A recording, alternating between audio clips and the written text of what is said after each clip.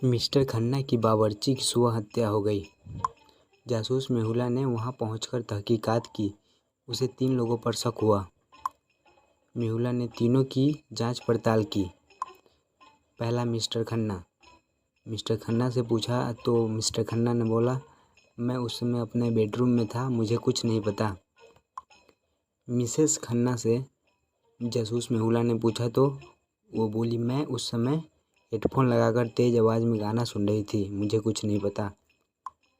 नौकरानी से पूछी तो बोली, नौकरानी, मैं अपने रोज़ का काम कर रही थी, मुझे कुछ नहीं पता। क्या इन तीनों में किसने मर्डर किया है, क्या आप बता सकते हैं?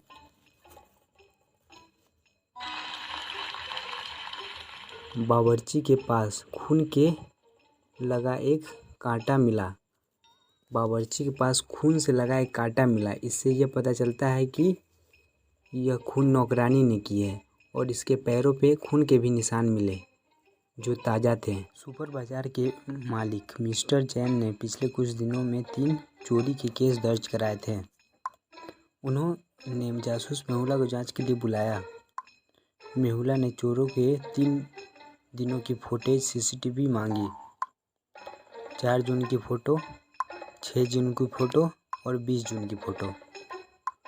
इन तीनों फोटोज को देखकर मेहुला को 3 लोगों पर शक हुआ, ए, बी और सी। क्या आप बता सकते हैं इसमें से चोर कौन है, ए, बी या सी?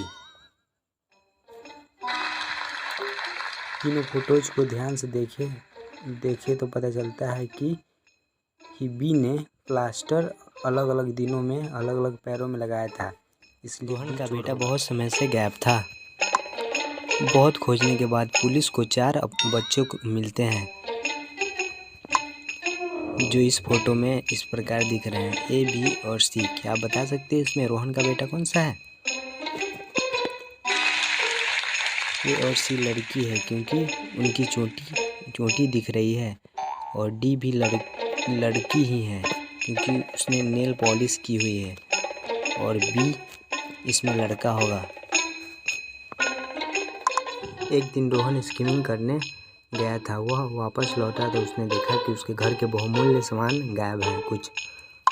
जब जासूस मेहुला ने घर के बाहर चोर के पैरों के निशान देखे तो उसका शक उसके घर वालों पर ही गया। उसने अब पूछताछ की। रोहन के चाचा ने कहा कि उनके पैरों में चोट है और वह व्हील चेयर का उपयोग करते हुए चोरी कैसे कर सकते हैं। उसकी बहन ने कहा कि मैं अपने घर पर थी, मुझे कुछ नहीं पता। उसकी चाची ने कहा, मैं अपने घर क्रिसमस के लिए सजा रही थी।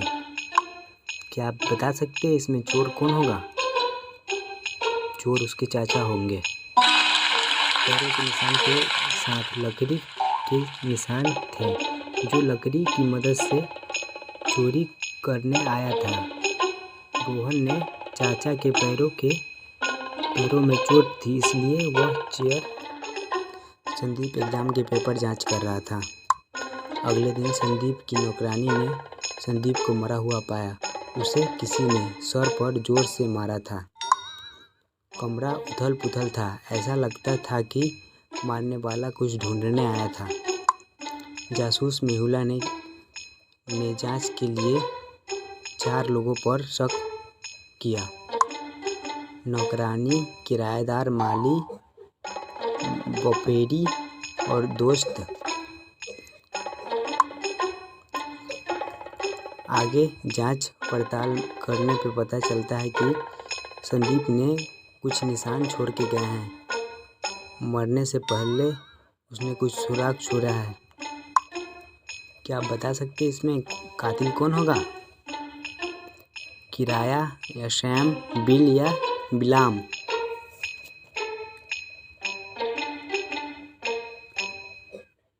बिल होगा। अगर आप कागज़ में लिखे हुए नंबर को कांच में देखते हैं तो आपको उस पर बिल लिखा हुआ दिखेगा। लगता है संदीप ने खून करने वाले का नाम मरने से पहले लिख दिया था।